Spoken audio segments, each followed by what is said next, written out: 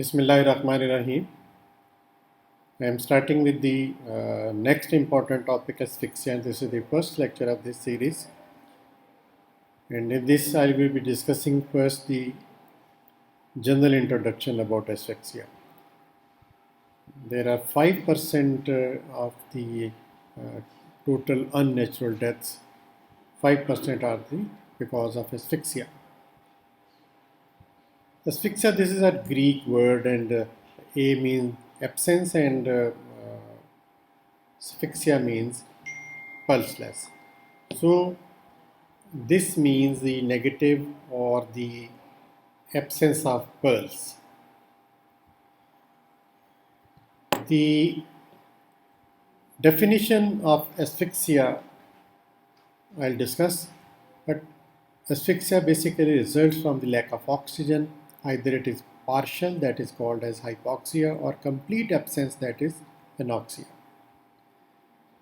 So by definition, we can call asphyxia is a condition in which the supply of oxygen to the blood and ultimately, that is hence to the tissues, is reduced below the normal physiological level, and the interference can be at any stage, and this is achieved by the interference to the process of respiration, that is supply of reduced oxygen by interference to the process of respiration is called asphyxia.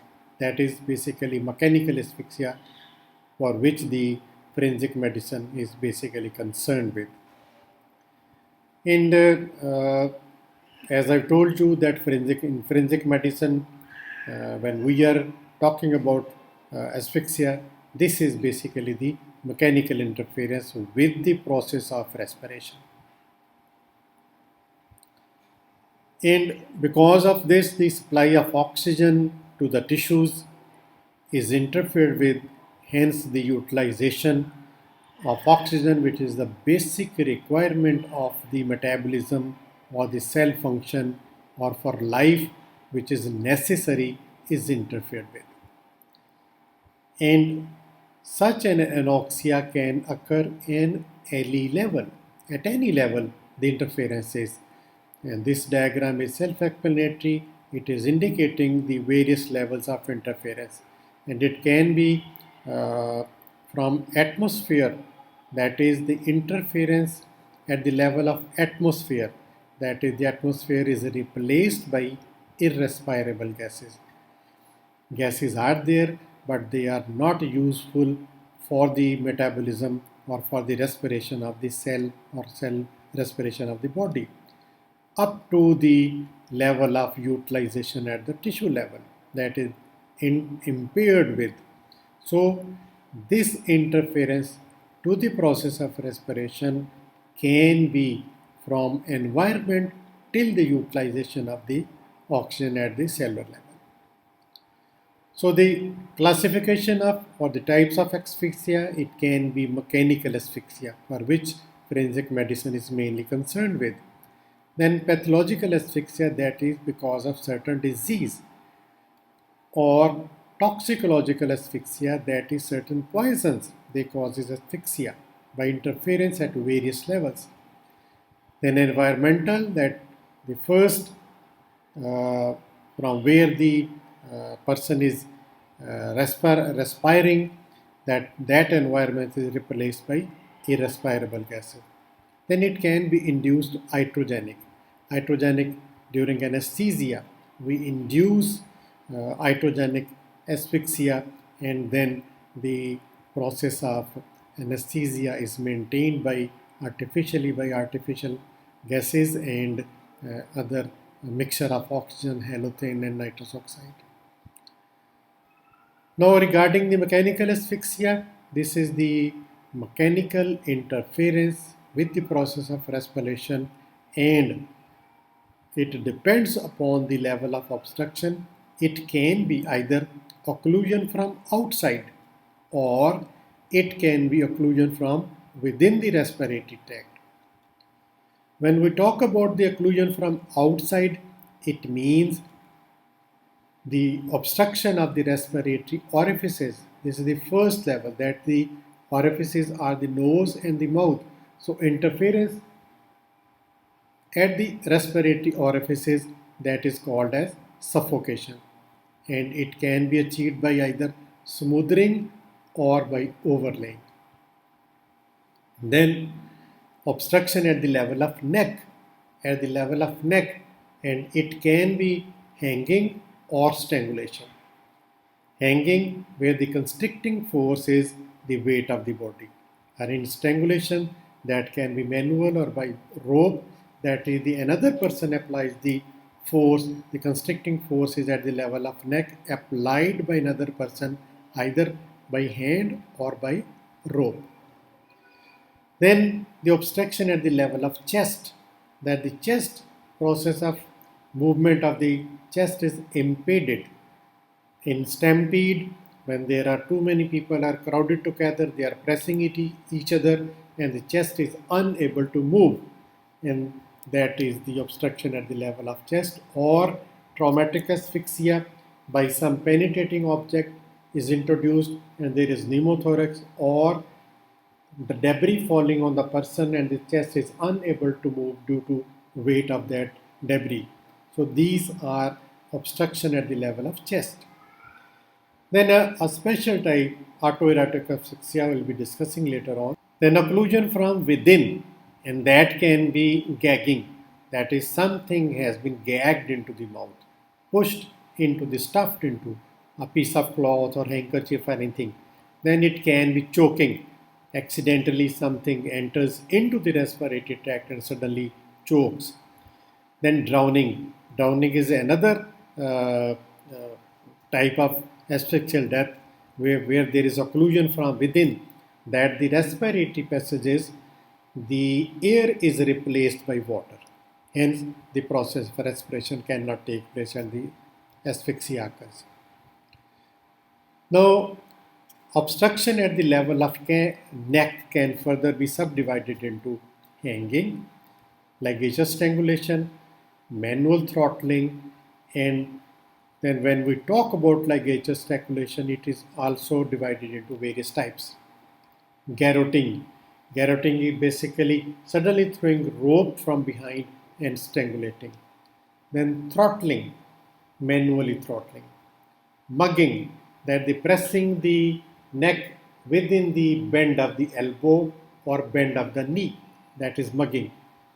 Then Bans Dola, it is after the name of bamboo. Bans, the two sticks, one in the front and other at the back, they are tied together and the person gets asphyxiated by pressing neck and interference to the respiration at the level of neck, and that is the Bans Dola.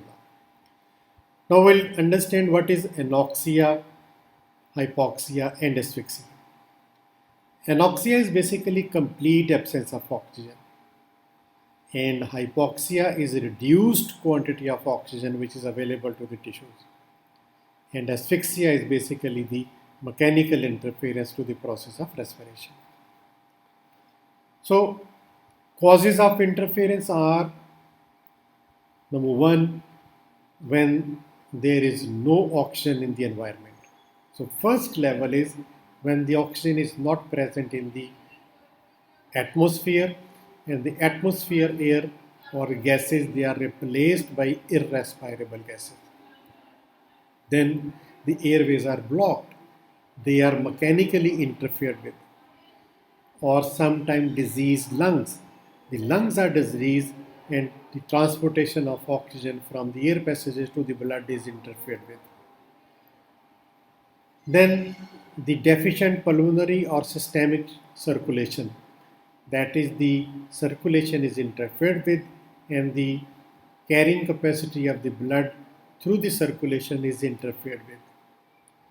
Then RBC transport system is defective, anemia or other causes, the oxygen carrying capacity of red blood cells is interfered with. Then tissue poisoning, because ultimately the oxygen has to reach the tissue and there is metabolism which involves the utilization of the oxygen, and certain poison, they interfere with the process of metabolism at the cellular level as oxygen is not utilized. So these are various levels of interference of oxygen utilization within the body. Now regarding the types of hypoxia, either it is hypoxic hypoxia, anemic hypoxia, stagnant hypoxia, and histotoxic. So what causes I have discussed from environment to the cellular level. So upon those we then uh, devise this hypoxia into these types. So hypoxic hypoxia is when the transfer of oxygen at the level of lungs is interfered with, which means either there is a reduced transfer from the atmosphere to the lungs and from lungs to the blood. So either it is deficient oxygen in the environment or it is the deficient process which interferes from lung to the blood. That is hypoxic hypoxia. Then anemic hypoxia, in this condition the blood is incapable of carrying oxygen to the tissues. That is, the oxygen carrying capacity of the blood is interfered with. And either this can be due to reduction in the volume of blood because of hemorrhage, or the oxygen carrying capacity because of anemia, because of certain poisoning, carbon monoxide poisoning, because carbon monoxide has many hundred times greater affinity to bind with the hemoglobin uh, than the oxygen. So when it gets attached, the oxygen carrying capacity of the red blood cell is interfered with.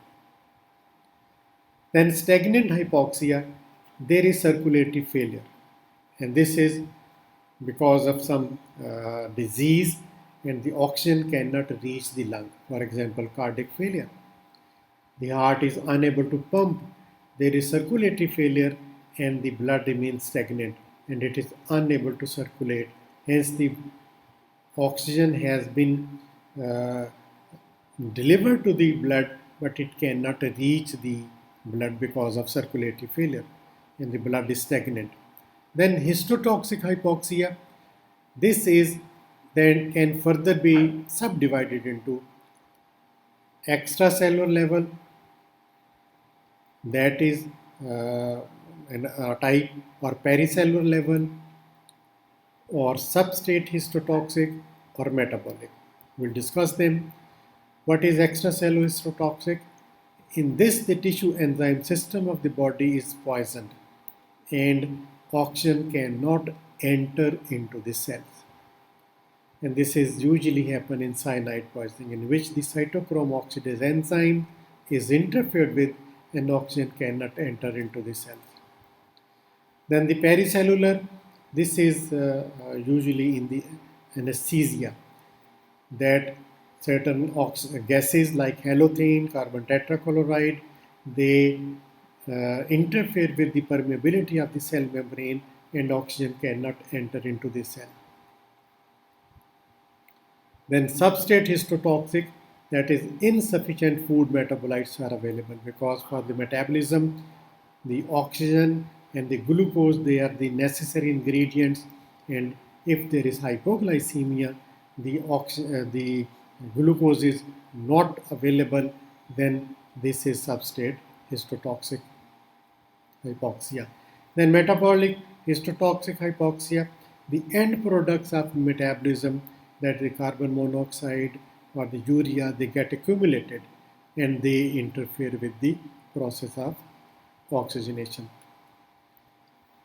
Now regarding the physiology of fatal asphyxia, this has been studied, the various scientists, but the Schwann and the Brusser, they studied it on dog, and they induced hypoxia by breathing various mixtures of carbon dioxide and oxygen and various other gases, and then they studied what happens to the animal.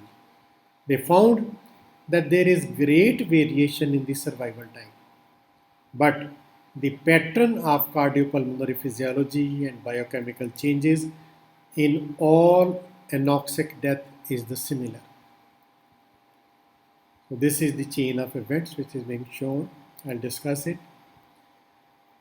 First of all, within a minute, the unconsciousness occurs, and then the animal enters into three basically phases. And those stages of physiological asphyxia are: the first one is the inspiratory dyspnea, then expiratory dyspnea and convulsions, and finally the respiratory paralysis. In inspiratory dyspnea, there are basically efforts to breathe in. All the extra muscles they are working and the efforts are made to breathe in. And this is also called stage of forced respiration. And this is because of the stimulation of the respiratory center because of hypoxia. And the clinical picture of dyspnea is seen. And this stage is characterized by the signs of physiological reaction by decreasing oxygen and saturation of blood and stimulation of the respiratory center. So, reduction in the oxygen saturation in the blood and stimulation of the respiratory center will lead to physiological reactions in this stage. The breathing will be rapid, deep, labored, and the extra muscles of breathing they come into play. Blood pressure rises, the pulse becomes rapid, the person becomes restless, anxious, feel heaviness in mind, and ringing sensation in ears. This is all subjective feeling. The face, hands, and fingernails they appear cyanotic or blue. Then the expiratory dyspnea. In this stage, there are efforts to breathe out. In inspiratory dyspnea, there are efforts to breathe in, but in this expiratory dyspnea, there are efforts to breathe out. And this is predominantly called as the stage of convulsions. And this is because of the cerebral irritation. Because of hypoxia, there is cerebral irritation and it leads to stage of convulsions. And the clinical picture, there is appearance cyanosis, there is rise in the blood pressure, loss of consciousness, pupils are constricted, and there are convulsions. And this is due to falling saturation of oxygen and the retention of carbon dioxide, and there is pooling of deoxygenated blood in the veins and the capillaries. And the expiratory type of breathing starts. Efforts are to breathe out. Breathing becomes more labored and there is haziness of the consciousness. Convulsions may start and the sphincters are relaxed. There is passage of stool, incontinence of urine can occur. Then the face and the hands are congested and cyanosed. And there is exudation of fluid, sometimes the blood stained, and the mouth and the lungs they are filled with the blood stained fluid. The tongue is protruded and it can be bitten between the teeth. Eyeballs become prominent. In the convulsions of certain group of muscles that is occur, that is cadaveric spasm, and this is extreme emotional and excitational state where certain groups of muscles they act like falling fatalities from the mountains or the drowning. The person get hold of the things whatever in contact, and the muscles are things are clenched in the palm, and that is cadaveric spasm. Like the drowning and the violent asphyxial deaths, the things have been clenched in the fist. Then terminally, finally, the respiratory paralysis. There is paralysis of the respiratory center, complete loss of consciousness, and the respiration become infrequent, shallow and gasping, and it is slowed down till the death occurs. The blood pressure falls, the pulse becomes imperceptible, muscle becomes flaccid, and the reflexes are lost. Pupils are now dilated, and terminal vomiting, and there is incontinence of urine and feces. But heart may continue to beat for 10 to 15 minutes even after the cessation of the respiration. And recovery from this stage is rare because there is permanent damage of the brainstem, that is the vital centers in the brainstem, because of anoxia. Now about the biochemistry of fatal asphyxia. There is a reduction in the oxygen level in the circulating blood and increase in the level of carbon dioxide. There is fall in the pH, which is shifted toward the acidic side. Blood sugar level rises with exchange of sodium and potassium ions across the cell membrane. So this is altered physiology because of anoxia. The atmosphere of the cell becomes conducive to its death because there is a release of free radicals by this anoxic condition, and it produces the pathological changes of degenerative nature. Now, what happens to the tissues? That is the pathology of asphyxia. There is congestion and cyanosis, edema, petechial hemorrhages, blood becomes fluid form, and these are actually the histopathological changes in the tissues because of the falling oxygen level. The nerve cells, the venules and the capillaries, they are very susceptible because of lack of oxygen, and they are first to die.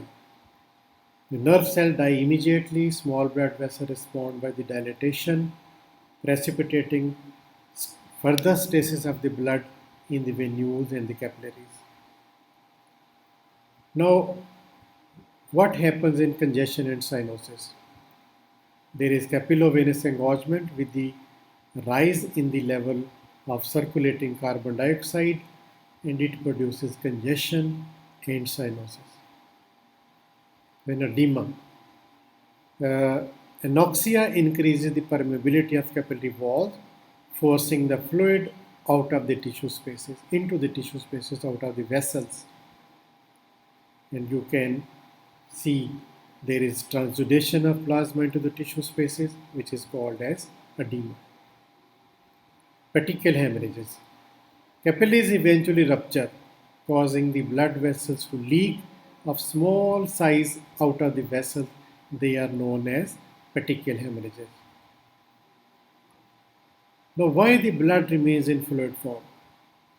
In asphyxial death, the capillary endothelium under stress, that is anoxia, releases or secretes fibrinolysin, and which keeps the blood in fluid form in asphyxial death. Now, two main causes of asphyxia. Either there is interference with the process of respiration or interference with the process of circulation. So, there are two main causes. The first is respiratory. Either it is respiratory obstruction or there is circulatory failure. How can we come to know? If in both there is decrease in the oxygen concentration and increase in the carbon dioxide level. At a postmortem analysis of blood will tell whether the circulatory arrest or the respiratory failure was the cause of death. If the concentration of oxygen is more than 25 mm of mercury, then the circulatory failure is the cause. And if the concentration of oxygen is less than 25 mm of mercury, then the respiratory obstruction may be the cause. Circulatory arrest precedes cessation of breathing, and a vicious cycle is set in. Because of reduced blood supply, there is tissue anoxia, capillary dilatation, post-hemorrhagic changes, further reduction in the blood volume, reduced blood flow, and this cycle is viciously repeated. Then post-hemorrhagic changes will be causing reduction in the blood vessels, stasis, edema, congestion, and petechial hemorrhage. Now the signs of asphyxia. Basically the pathological changes which appear, they are the signs which we see with our naked eye. The signs of asphyxia are due to pathological changes resulting from anoxia, and as a result of tissues undergo parenchymatous damages or parenchymatous degenerations. And these signs of asphyxia are specific and non-specific. Specific depending upon the locus where the process of interference is, process of respiration is interfered with, either at the mouth and nose level or the neck level or the chest level. So depending upon the locus, specific changes will be there, specific signs will be there. But the non-specific like cyanosis, congestion, edema, petechial hemorrhages, and fluidity of blood, they are all present in asphyxial deaths. So these non-specific signs are developed when the obstruction of the breathing is maintained for about 30 seconds. And these non-specific findings are more marked if the agonal period is prolonged. And they may also be more marked if the obstruction is incomplete. Then examine these findings in a good lighting condition. Regarding cyanosis, this is due to diminished oxygen tension in the blood and increase in the reduced hemoglobin. And this becomes apparent when at least 5 grams of reduced hemoglobin is present. The blood appears purple or dark colored. Cyanosis can be seen in fair colored skin and in those organs where venous and the capillary blood is abundant. For example, lungs, meninges, liver, spleen, and kidneys. Diminished oxygen tension results in capillary dilatation and further stasis, and the venous return to the heart is diminished and pulmonary flow is reduced, resulting in further deficient oxygenation. And this is how the cyanosis appear. You can see the blue colored nails. This is cyanosis. So the cyanosis is the result of asphyxia, capillary dilatation, stasis, reduced venous return to the heart, reduced pulmonary blood flow, deficient oxygen. So this is a vicious cycle. The limitation is that due to postmortem oxidative process, there is a diffusion of oxygen from the surrounding tissues, and after 24 hours, the cyanosis may not be present. And there may be absence of cyanosis in asphyxial death in cold weather also, and it appears as pink colored hypostasis. So the perception of cyanosis depends upon the amount of blood in circulation which is available. Now, regarding increased capillary permeability. Due to anoxia, the cement substance between the endothelial cells is damaged and the fluid transutes into the tissue spaces. And excess fluid will be found in the serous cavities, pericardium, pleural cavities, and pulmonary edema develops rapidly. The limitation is that the blood may be redistributed due to gravity and rigor mortis, and dilatation of heart and pulmonary edema is common in many other diseases, and we have to distinct it. In many asphyxial deaths, this sign may be absent. Now regarding congestion.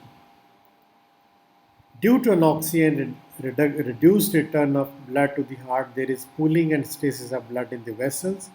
They appear dilated and prominent, and this can be manifested in serous linings, conjunctiva, and all abdominal viscera. Now regarding the fluidity of blood, as I've told you, because of anoxia, there is a release of fibrinolysin from the endothelial walls of the capillaries, and this is responsible for the fluidity of the blood.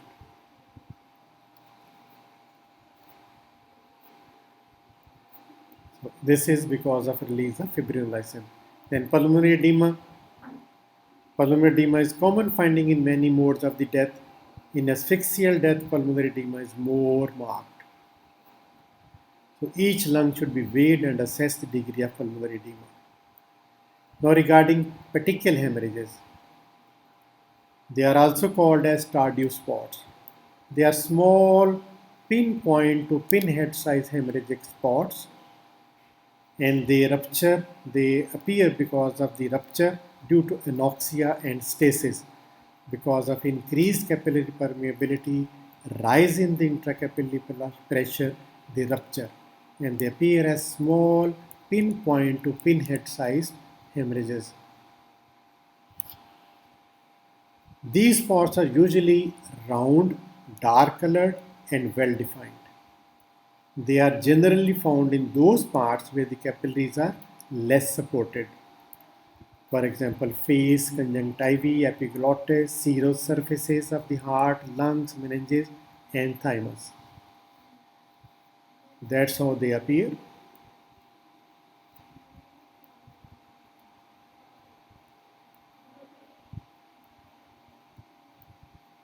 This is the serous surface of the lung, and this is on the heart. But the petechial hemorrhages are more pronounced in those areas where intracapillary pressure rises rapidly, and this is above the level of constriction in the neck in strangulation. And in stampede, pressure is on the chest and the neck and the face is congested. And they are better seen in fair colored person. They disappear when the putrefaction sets in. Limitation is that they are also observed in various other types of deaths, convulsions, acute heart failure, bleeding disorders. However, in these conditions, their distribution is generalized in contrast to deaths from the violent asphyxial death, because they are above the level of constriction or force being applied. Tardive spot does not exclude death from asphyxia. They are rarely present in drowning. Thank you very much. Take care. Allah Hafiz.